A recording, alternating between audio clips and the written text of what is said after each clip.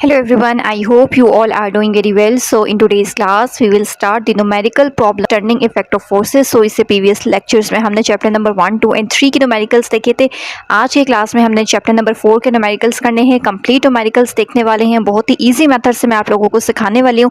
So video का कोई भी पार्ट स्किप नहीं करना। स्टार्ट करते हैं आज का lecture. So comparatively numerical chapter number 4 के ईजी हैं as compare to chapter 1, 2 and 3। तो चैप्टर नंबर 4 के अगर न्यूमेरिकल इजी है तो इसका मतलब है कि आपको जल्दी से समझ भी आ जाएंगे। तो देखिए 4.1 फर्स्ट न्यूमेरिकल की स्टेटमेंट क्या है हमारे पास। A force of 200 N is acting on a cart at an angle of 30 degree with the horizontal direction. Find the x and y component of the forces. इसमें हमने मेन हमारा काम क्या होता है, हमने स्टेटमेंट में से वैल्यूज़ लिखनी होती है और उन वैल्यूज से मिलता जुलता जो फॉर्मूला हमें लगता है कि ये बन सकता है वो हमने लिख लेना है।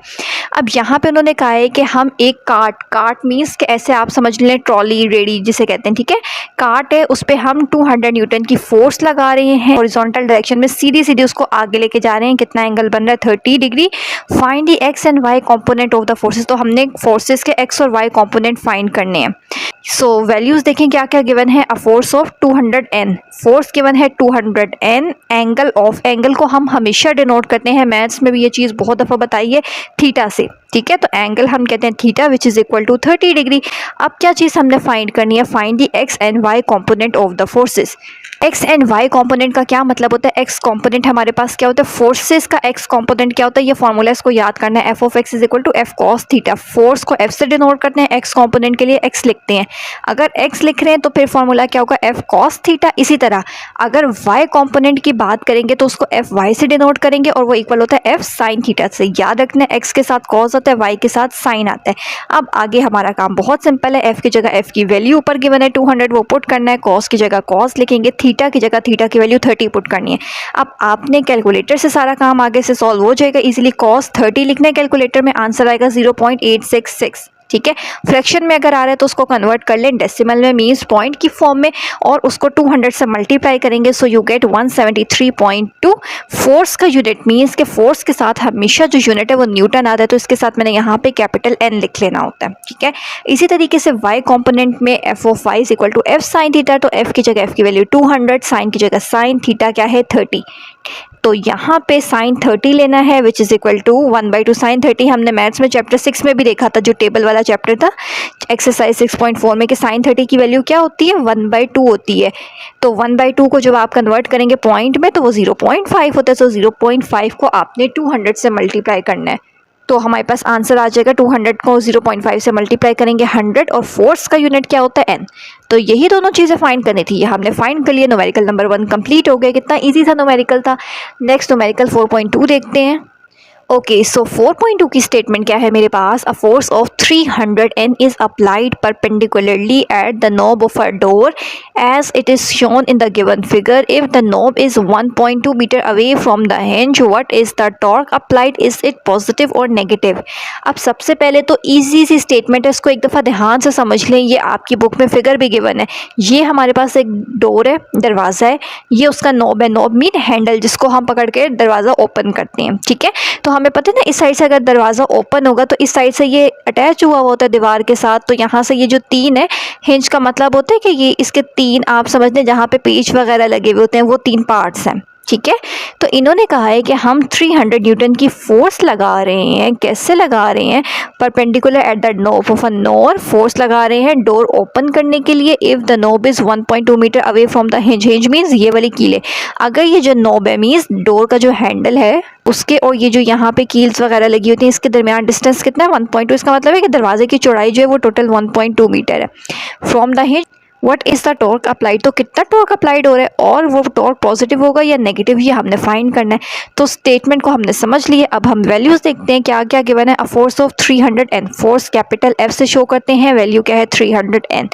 Applied perpendicularly at the door of a knob if the knob is 1.2 metre away from the hinge, means कि ये डिस्टेंस है ना नोब से हैंडल से, यहाँ इन ये जो पॉइंट जहाँ से जुड़ा हुआ होता है, डिस्टेंस को हम किससे शो करते हैं, स्मॉल r से। तो स्मॉल r की वैल्यू क्या है 1.2 मीटर। फाइंड क्या करना है, what is the torque applied. Torque के लिए हम इस तरह T लिखते हैं, सिंपल T नहीं लिखना, ऐसे T को ऐसे नीचे से थोड़ा सा इस तरह टिल्ट कर लेते हैं। टॉ ये हमने फाइंड करना है। तो सबसे पहले सिंपल हमारे पास टॉर्क का फॉर्मूला क्या होता है, T is equal to f multiply l, ऐसा ही होता है ना। तो एफ की वैल्यू तो मेरे पास ऊपर है, लेकिन एल की वैल्यू ऊपर डाटा में गिवन नहीं है, तो इसका मतलब है कि पहले मैंने एल वैल्यू फाइंड करनी है, फिर वो वैल्यू मैं इसमें पुट कर लूँगी। तो बेसिकली एल हमारे पास इक्वल होता है आर के, इक्वल मतलब क्या होता है लेंथ, और आर का मतलब क्या होता है डिस्टेंस। बेसिकली बात तो एक ही है ना, l is equal to r, जिसको हम मोमेंट आर्म भी कहते हैं। लेंथ या डिस्टेंस एक ही बात है। आप समझ लें कि डोर नोब और इसके दरमियान में कितनी लेंथ है या कितना डिस्टेंस है। तो जहाँ एल लिखा होगा, अगर डाटा में आर है तो हमने एल को चेंज कर लेना है आर में। एफ की वैल्यू भी पता है विच इज़ 300, तो हमें f की वैल्यू भी पता है डाटा से 300 है, r की वैल्यू भी पता है 1.2 है। 300 को 1.2 से मल्टीप्लाई करेंगे तो 360 आ जाएगा। टॉर्क का यूनिट क्या होता है, याद रख लें, टॉर्क का यूनिट होता है एन एम। ऐसे भी देख लें कि f के साथ इस वैल्यू के साथ n है, इसके साथ m है, तो वो क्या हो जाएगा एन एम हो जाएगा। दूसरी चीज़ भी हमने बतानी है, इज इट पॉजिटिव और नेगेटिव टॉर्क, के क्या ये टॉर्क पॉजिटिव है या नेगेटिव है। तो हम कहेंगे कि ये टॉर्क पॉजिटिव होगा। Torque is positive because the door will rotate open in anti clockwise direction. Torque positive तब होता है अगर हम एंटी क्लॉकवाइज डायरेक्शन में मूव करते हैं। एंटी क्लॉकवाइज कैसी होती है, जैसे ये हमारे पास एक क्लॉक है, ठीक है, 1 2 3 इस तरह क्लॉकवाइज होती है ना, कि पहले जो हमारे पास घड़ी की सुई है वो 1 पे आती है, फिर 2 पे, फिर 3 पे, मीन्स कि इस तरह की डायरेक्शन क्लॉकवाइज होती है। और पीछे की तरफ अगर हम इस तरह रोटेट करना स्टार्ट करें तो वो एंटी क्लॉकवाइज होती है। तो डोर जब हम ओपन करेंगे, यहाँ से ये नोब है, इसको हम ओपन करेंगे, ये तो ये डोर अंदर की तरफ यूँ खुलेगा ना, मीन्स के आगे की तरफ जाएगा। इसका मतलब है ये इस डायरेक्शन में ओपन हो रहा है। तो ये वाली डायरेक्शन कौन सी होती है, एंटी क्लॉकवाइज डायरेक्शन। तो हम कहेंगे कि टॉर्क पॉजिटिव है क्योंकि डोर रोटेट कर रहा है, ओपन हो रहा है किस डायरेक्शन में, एंटी क्लॉकवाइज डायरेक्शन में। तो 4.2 न्यूमेरिकल भी हो गए, दोनों चीज़ें फाइंड आउट कर ली हैं। नेक्स्ट न्यूमेरिकल 4.3 देखते हैं। तो न्यूमेरिकल 4.3 की स्टेटमेंट क्या है, 2 weights are hanging from a metre rule at a position as shown in figure if the rule is balanced at the centre of gravity CG। Centre of gravity को CG से भी denote करते हैं। Find the unknown weight W। अब यहाँ पे हमारे पास बुक में अगेन फिगर गिवन है। कैसे फिगर गिवन होती है तो समझना और इजी हो जाता है। वो कह रहे हैं कि हमारे पास ये एक बीच में आप समझ लें जब बैलेंस करने के लिए एक चीज़ रखी गई है, ठीक है, जिस तरह हम वज़न करने के लिए कुछ रखते हैं ना, बीच में कोई चीज़ होती है और दो साइड्स पे कुछ रखते हैं, इसी तरह आप समझें कि यहाँ पे ये एक चीज़ रखी गई है, इसके ऊपर ऐसे एक रॉड रख ली है। अब उस रॉड के एक साइड पे इन्होंने एक वेट को टांग दी है और दूसरी साइड भी एक वेट को हैंग कर दी है, ठीक है। तो उन्होंने कहा है कि ये इस पॉइंट को हम कहते हैं कि ये जो पाइवट पॉइंट होता है, मीन्स कि यहाँ सेंटर, ये बिल्कुल दरमियानी हिस्सा है ना, सेंटर से इस वेट तक का डिस्टेंस 40 सेंटीमीटर है, और सेंटर से अगर हम आगे की तरफ आए दूसरे वेट का डिस्टेंस कितना है, 30 सेंटीमीटर दूर है वो सेंटर से। इस वेट का वज़न उन्होंने हमें दिया हुआ है कि ये बॉक्स है ना, बॉक्स समझ लें कि जो वेट हैंग किया हुआ है इसका की वैल्यू क्या है 4 न्यूटन। और इस वेट, ये जो दूसरा वाला हमारे पास वेट है, इसकी वैल्यू हमने फाइंड करनी है, ठीक है। एक रोड है, उसको एक चीज़ पे यूँ बैलेंस रखा गया है, बताए गए हैं कि सेंटर से वो दोनों वेट्स जो हैं वो कितना दूर हैं। एक वेट ये जो ये वाला है, इसकी वैल्यू बताई हुई है कि ये इसका वज़न 4 न्यूटन है। इस वाले की बॉक्स की वैल्यू हमने बतानी है कि इसकी वैल्यू कितनी होगी, ताकि ये हमारे पास ये जो रॉड है ये बैलेंस है। तो ये वैल्यू हमने फाइंड करनी है। सोल्यूशन देखते हैं, वैल्यूज़ देखें क्या क्या गिवन है हमारे पास। सबसे पहले क्या है, 2 weights आर हैंगिंग। यहाँ पे हमारे पास 2 weights गिवन है, एक ये वाला वेट है और एक ये वाला वेट है, ठीक है। ये हमारे पास एक रॉड है, ये चीज़ उसको बैलेंस किए हुए है, ठीक है। तो इस साइड पे वेट जो ज़्यादा है तो इसको मैं W1 कह देती हूँ, और जो अननोन वेट है ये W से शोर है तो इसको W कहेंगे, ठीक है। तो W1 की वैल्यू क्या है 4 और W फाइंड करना है। इसी तरह centre of gravity means centre point से इस पॉइंट तक का डिस्टेंस कितना है 30 सेंटीमीटर। तो अगर मैंने इस वेट को W1 कहा है ना, तो इसी के डिस्टेंस को मैंने R1 कहना है, ठीक है। R1 क्या है 30 सेंटीमीटर, सेंटीमीटर में नहीं होना चाहिए, मीटर में होना चाहिए। तो 100 से डिवाइड करेंगे, 0 0 से कट, 3 को 10 से डिवाइड करेंगे तो 0.3 मीटर आ जाएगा। R1 फाइंड हो गया। इसी तरह नेक्स्ट देखें, यहाँ सेंटर ऑफ ग्रेविटी से इस वेट अननोन वेट का डिस्टेंस कितना है 40 सेंटीमीटर। तो ये अगर W है तो इसका डिस्टेंस क्या होगा, सिंपल R। देखिए R हमारे पास क्या है 40 सेंटीमीटर, मीटर में कन्वर्ट करना है, 100 से डिवाइड करेंगे, 0 0 से कट हो जाएगा, 4 को 10 से डिवाइड करेंगे तो 0.4 मीटर आ जाएगा। तो हमें पता है कि इन डाटा को देख के हमारे पास फार्मूला क्या बनना चाहिए। हमें पता है जब भी हमारे पास डायरेक्शन अपोजिट होती है, मीन्स कि अगर आप फिगर को देखें तो इस साइड पे हमारे पास एक वेट है, ठीक है। तो जिस साइड पे वेट है ऐसे करके हमने बैलेंस किया हुआ है, ये चीज़ नीचे रखी हुई है, इस पे ऐसे करके हमने बैलेंस किया हुआ है। इस साइड पे ये वेट है, तो जिस साइड पे वेट होता है तो वो साइड भारी होती है, नीचे की तरफ आ जाती है। ऐसे ही ना सीसॉ की एग्जांपल अपने माइंड में रखें, तो जो साइड भारी होती है वो साइड नीचे आ जाती है। इसका मतलब है कि जो साइड नीचे की तरफ आ रही है तो वो कौन सी डायरेक्शन बनती है, क्लॉकवाइज। अगर ये साइड हल्की होती, ऊपर की तरफ होती, तो हम जब यूं करके जाते हैं तो कौन सी डायरेक्शन होती है, एंटी क्लॉकवाइज। तो इसका मतलब है जब भी डायरेक्शंस ऑपोजिट होती हैं, अगर ये साइड भारी है तो क्लॉकवाइज, लाइट होती है ऊपर की तरफ होती तो एंटी क्लॉकवाइज। तो जब भी हमारे पास दो ऑपोजिट डायरेक्शन आ रही है, मीन्स कि ये वाली साइड नीचे है तो ये वाली साइड ऊपर होगी ना, दो ऑपोजिट डायरेक्शंस आ रही हैं, तो उस केस में हम प्रिंसिपल ऑफ मोमेंट यूज करते हैं। वो हमारे पास क्या होता है, तो मोमेंट क्या होता है, क्लॉकवाइज मोमेंट इक्वल होता है एंटी क्लॉकवाइज मोमेंट के। अब क्लॉकवाइज मोमेंट को हमने T1 कहना है। T1 क्यों कहना है, ये वाली साइड वेट है ना, ये वाली साइड भारी है, W1 है, तो इसके वेट को W1 का है, डिस्टेंस को R1 कहेंगे। तो इसी को, ये वाली साइड जब नीचे भारी है मीन्स नीचे की तरफ आएगी, ऐसे करके होगी, यूं करके, तो इसी के टॉ को हम क्या कहेंगे, T1 कहेंगे, और दूसरी साइड के क्या कहेंगे, टॉ कहेंगे, सिंपल। तो T1 इज इक्वल टू टॉ का फॉर्मूला क्या होता है, अभी किया था, F मल्टीप्लाई R। 1 है तो F के साथ भी 1, R के साथ भी 1, ये सिंपल है, तो F मल्टीप्लाई R। अब क्वेश्चन में कहीं पे भी हमें F की वैल्यू गिवन नहीं है, तो अगर F गिवन नहीं होता ना, W गिवन होता है, तो F इक्वल होता है W के, फोर्स या वेट एक ही बात होती है।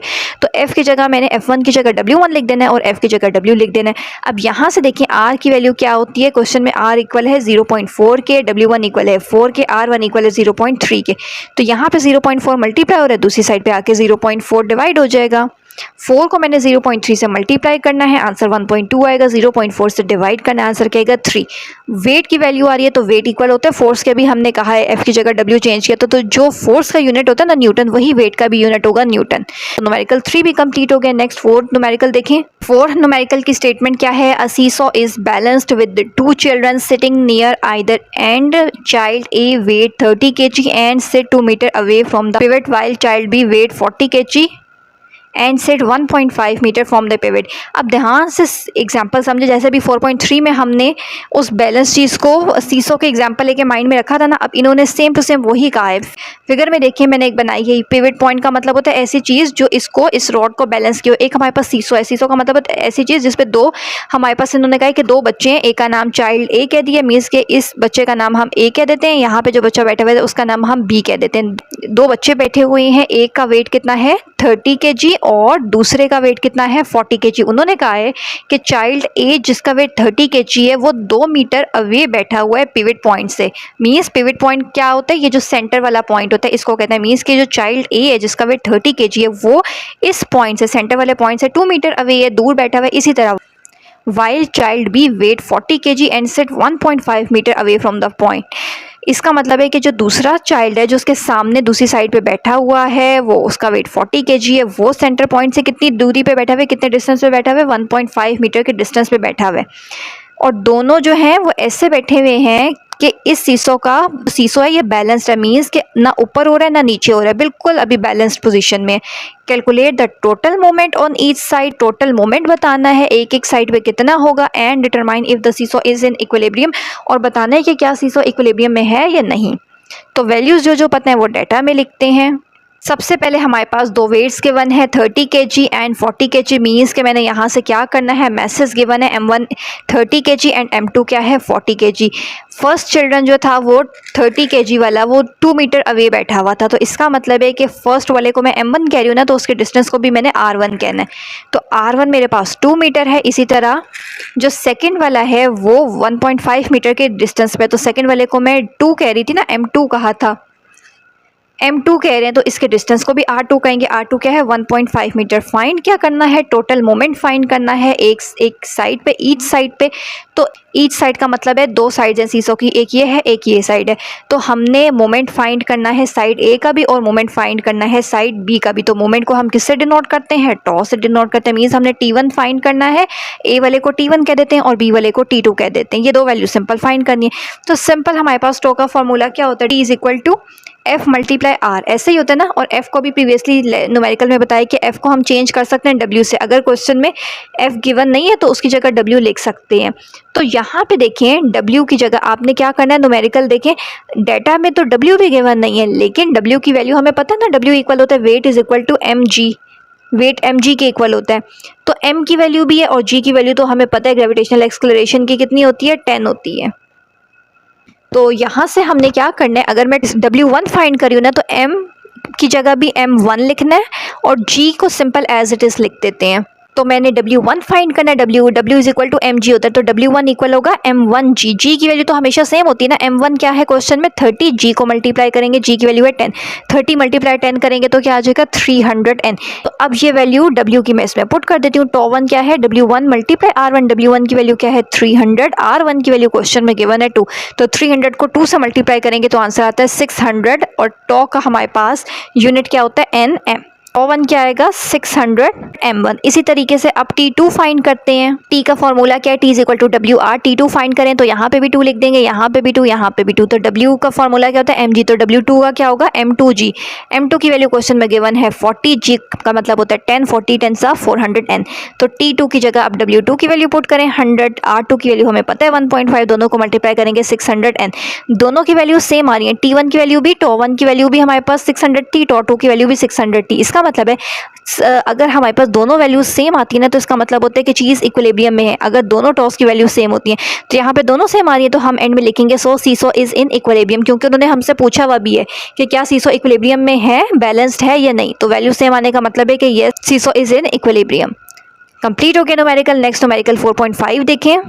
सो नेक्स्ट 4.5 क्या है हमारे पास, a crowbar is use to lift a box as shown in figure. एक हमारे पास क्रोबार है, क्रोबार का मतलब होता है, ध्यान से देखें ये हमारे हाथ है, ठीक है, इससे हमने एक रॉड उठाया हुआ है। रॉड का मतलब है ये रॉड इस तरह का है, ये सीधी सीधी रोड है और ऐसे इसका यूं करके आगे से हुक सा बना हुआ है। ये यूज़ करते हैं कोई भी हैवी चीज़ लिफ्ट करने के लिए, उठाने के लिए, कि इसकी हेल्प से हम ये वाला कोना उस हैवी चीज़ के नीचे यूं करें और जब हम इसको टिल्ट करेंगे, अब पीछे की तरफ करेंगे तो वो जो भी चीज़ है वो ऊपर की तरफ उठ जाएगी, ठीक है। तो इसको हम कहते हैं क्रोबार। क्रोबार हम यूज़ करें एक बॉक्स उठाने के लिए, क्रोबार है ये वो बॉक्स है जिसको हम लिफ्ट करें, उठा रहे हैं। If the downward force of 250 N is applied at the end of a bar, how much weight does the other end bear. इसका मतलब है कि अगर हम कितना फोर्स लगा रहे हैं, हमारा ये हाथ है, हम इसको इस रॉड को नीचे की तरफ करें ताकि ये बॉक्स ऊपर की तरफ उठे, तो हम कितनी फोर्स लगा रहे हैं 250 N लगा रहे हैं, यूँ नीचे की तरफ लगा रहे हैं ना, ऐसे करके, ठीक है। तो हम अपने हाथ से इस तरह नीचे की तरफ लगा रहे हैं, तो फिर कितना वेट वाली साइड कितना वेट बियर कर सकती है। और the crowbar itself has negligible weight, और ये जो क्रोबार है ना, मीन्स के ये जो रॉड सी है इसका वेट ना होने के बराबर है। तो फिगर में देखें क्या क्या चीज़ें गिवन है हमारे पास, फोर्स गिवन है, यहाँ से हमारे पास डिस्टेंस गिवन है, ठीक है, कितना है 30 सेंटीमीटर है, और यहाँ पे हमारे पास क्या गिवन है, दूसरा डिस्टेंस गिवन है 5 सेंटीमीटर। तो फोर्स कितनी है 250 N, दो डिस्टेंसेज है 5 सेंटीमीटर और 30 सेंटीमीटर। तो एक डिस्टेंस को मैंने R1 कह देना है, दूसरे डिस्टेंस को R2 कह देना है, दो चीज़ें होती हैं तो 1 और 2 से लिख लेते हैं। तो R1 30 सेंटीमीटर है, मीटर में कन्वर्ट करने के लिए 100 से डिवाइड करेंगे, 30 को 100 से डिवाइड करेंगे तो 0.3 मीटर। इसी तरह R2 का मतलब होता है कि दूसरा डिस्टेंस कौन सा है 5 सेंटीमीटर, ठीक है। इन्होंने दो पार्ट्स में डिवाइड कर लिया, कितना डिस्टेंस है कितना डिस्टेंस है, तो 5 को 100 से डिवाइड करेंगे तो 0.05 मीटर आ गया, दोनों डिस्टेंसेज आ गए हैं। इसीलिए जो फोर्स है ना इसको भी मैंने F1 का नाम दे देना है। अब आगे देखते हैं कि F1 क्यों का है। इस साइड पे फोर्स लगा रहे हैं तो इस साइड से ऊपर की तरफ उठेगा ना, तो इसको मैं F1 कह रही हूँ, और इस साइड पे जो फोर्स लगेगी जो इस बॉक्स को ऊपर की तरफ पुश करेगी वो कितनी होगी, उसको हम डिनोट करते हैं F2 से। As force is equal to weight, अगर हम कहते हैं कि फोर्स वेट के इक्वल है तो फोर्स को हम इस साइड की फोर्स को किससे डिनोट करें F2 से। इसका मतलब है कि F2 लिखें या W लिखें एक ही बात है। As both the directions are opposite, अब दोनों ऑपोजिट डायरेक्शन है। इस साइड से मैं इस रोड को, ये ऐसे रोड है, अगर मैं इसको ऐसे नीचे की तरफ पुश करूंगी तो ये वाली साइड ऊपर की तरफ हो रही है, ये वाली जो साइड है ये ऊपर की तरफ हो रही है। तो इसका मतलब है कि दोनों डायरेक्शन ऑपोजिट है। अगर ये वाली साइड नीचे जा रही है तो ये वाली साइड ऊपर की तरफ आ रही है। तो जब भी हमारे पास डायरेक्शन ऑपोजिट होती है, मीन्स के एक डायरेक्शन क्लॉकवाइज है, नीचे आ रही है, क्लॉकवाइज डायरेक्शन है, ये साइड ऊपर की तरफ जा रही है, एंटी क्लॉकवाइज डायरेक्शन है, तो फिर हम क्या यूज करते हैं, हम simple principle of moment use करते हैं। वो क्या होता है, टॉ1 इज इक्वल टू टॉ2। तो टॉ की वैल्यू क्या होती है Fr, तो दो वैल्यूज हैं तो F1 R1, इसी तरह F2 R2 लिखेंगे। तो हमारे पास सिर्फ हमने F2 फाइंड करना है, वेट फाइंड करना था कि वो कितना वेट जो है वो उठा सकता है। तो F2 इधर ही रहेगा, R2 दूसरी साइड पे आके डिवाइड हो गया। तीनों वैल्यूज गिवन है, F1 की भी पता है 250, R1 भी पता है 0.3, R2 भी पता है 0.05। 250 को 0.3 से मल्टीप्लाई करें कैलकुलेटर में और डायरेक्ट जो आंसर आ रहा है उसको 0.05 से डिवाइड कर दें, आंसर आएगा 1500। F2 फाइंड करना है तो उन्होंने हमें कहा था कि कितना वेट जो है वो एक क्रो बार जो है बियर कर सकती है। तो F2 लिखें या W लिखें, वेट फाइंड करना है तो W लिख देते हैं, तो वो 100 और वेट का हमारे पास यूनिट क्या होता है, न्यूटन N लिख देंगे। तो न्यूमेरिकल नंबर 5 भी कंप्लीट हो गया। नेक्स्ट 6 देखें।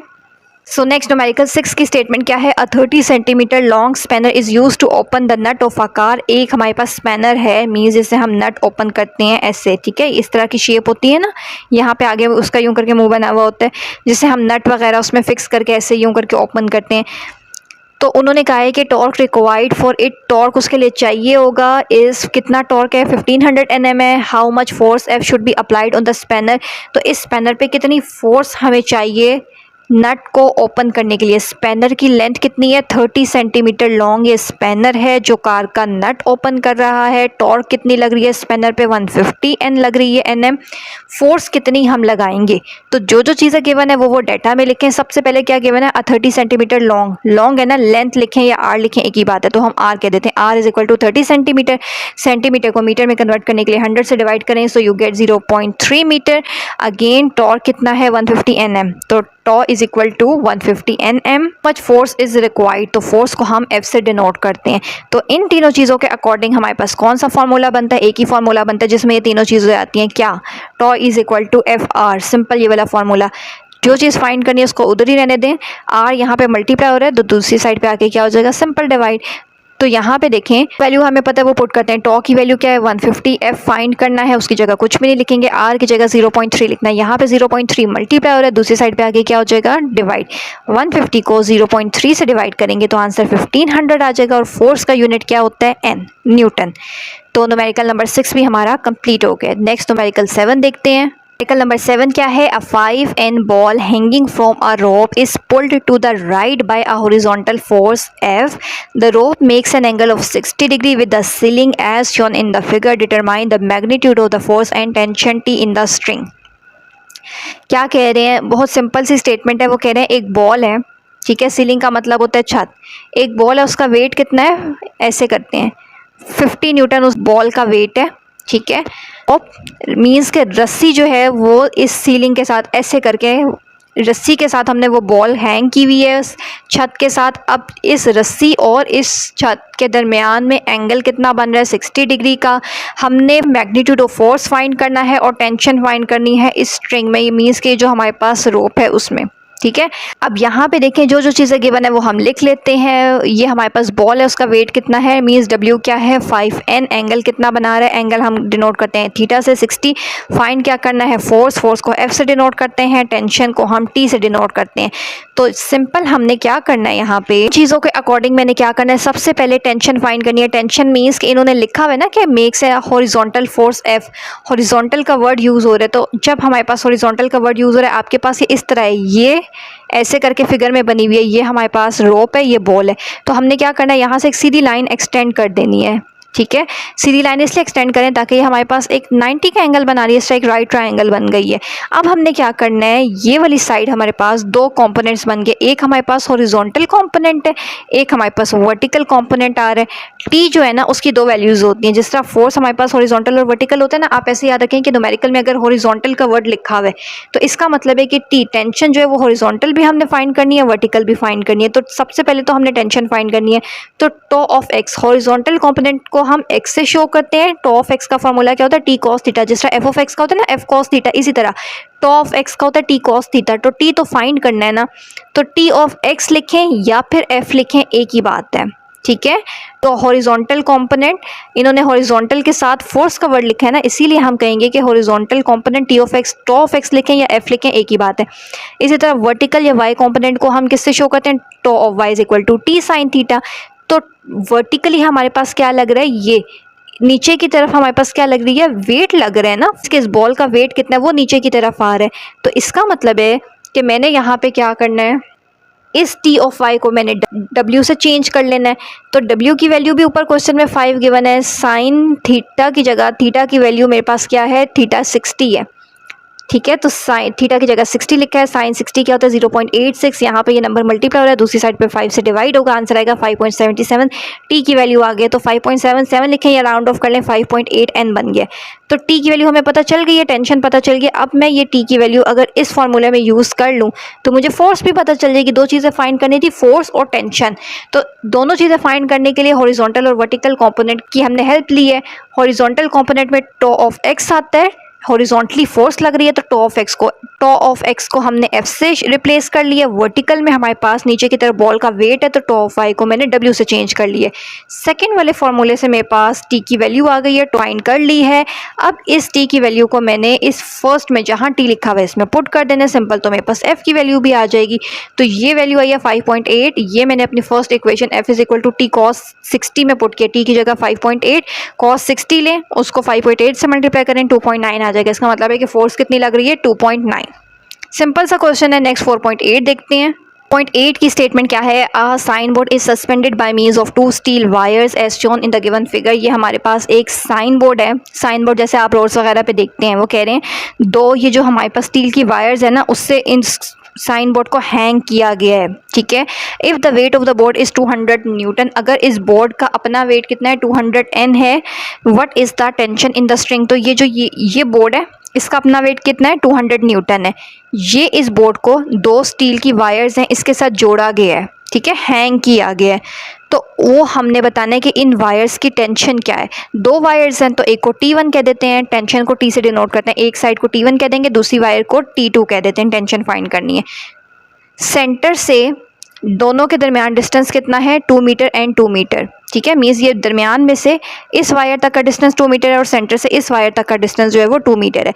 तो क्या क्या गिवन है, सबसे पहले मेरे पास वेट गिवन है साइन बोर्ड का, तो कितना है 200 n है। वायर्स की हमने टेंशन फाइंड करनी है, स्ट्रिंग या वायर्स एक ही बात होती है। तो दो साइड्स हैं, दो वायर्स हैं, तो एक को T1 कह देंगे, एक को T2 कह देते हैं। तो according to the given data हमारे पास फॉर्मूला क्या बनता है, दोनों साइड्स की जो टेंशन है वो इक्वल होता है वेट के। ठीक है, इसका मतलब है कि T1 और T2 दो वायर्स की जो टेंशन है ना, वायर्स नहीं उसको साइन बोर्ड को होल्ड किया हुआ है ना, सारा वेट उसने होल्ड किया हुआ है। इसका मतलब है कि दोनों वायर्स का जो सम है, दोनों वायर्स की जो टेंशन का सम है वो इक्वल होगा वेट के। तो यहाँ से हमने इसको इक्वेशन नंबर 1 का नाम दे देना है। अब मुझे पता है T1 इज इक्वल है T2 के, दोनों का देखें डिस्टेंस तो सेम है ना, यहाँ का भी सेंटर से 2 है, यहाँ का भी सेंटर से 2 है। इसका मतलब है कि T1 इक्वल है T2 के। तो अगर T1 इक्वल है T2 के, तो जहाँ T2 लिखा हुआ है उसकी जगह मैं T1 भी तो लिख सकती हूँ ना, दोनों एक ही हैं।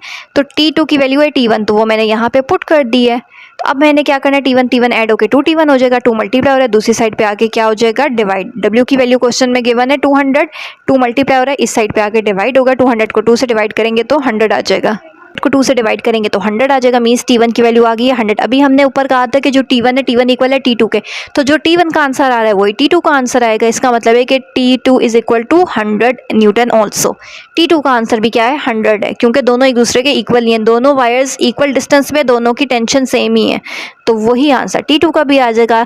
नेक्स्ट न्यूमेरिकल नंबर 9 देखते हैं। न्यूमेरिकल नंबर 9 क्या है, one girl of 30 kg mass sit 1.6 metre from the axis of a seesaw and the girl of mass 40 kg want to sit on the other side so that the seesaw may remain in equilibrium. How far may from the axis the other girl may sit. अब इन्होंने कहा है एक सीसो है, ये same to same बिल्कुल वैसी statement है जैसे न्यूमेरिकल नंबर 4.4 की है, बिल्कुल सेम वही चीज़ है। क्या स्टेटमेंट है, करना क्या है, क्या गिवन है, दो हमारे पास वन गर्ल, इन्होंने हमें क्या कहा है, एक सीसो है, इसके ये हमारे पास एक झूला है, उसके एक साइड पे एक लड़की बैठी हुई है, एक गर्ल है जिसका वेट कितना है 30 kg। वो सेंटर से कितनी दूरी पे है, सेंटर इस पाइवट पॉइंट से कितनी दूरी पे 1.6 मीटर दूर है। इसी तरह एक दूसरी लड़की है जो सीसो के दूसरे एंड पे बैठी हुई है, उसका वेट कितना है 40 kg, वो दूसरी साइड पे बैठी हुई है। अब उसका डिस्टेंस सेंटर से कितना है वो हमने फाइंड करना है। हाँ से इस यहाँ तक का डिस्टेंस हमने फाइंड करना है। अब जो जो चीज़ें क्वेश्चन में गिवन है वो हम लाइन से पहले लिख लेते हैं। सबसे पहले वन गर्ल का मैस कितना है, दो मैसेज गिवन है, तो एक को हम M1 कह देते हैं, क्या है 30 kg। इसी तरह कितना डिस्टेंस है, दूसरा हमारे पास मैस कितना है 40 kg, तो इसको हम M2 कह देंगे विच इज़ 40 kg। अब यहाँ से लेके यहाँ तक का डिस्टेंस कितना है 1.6।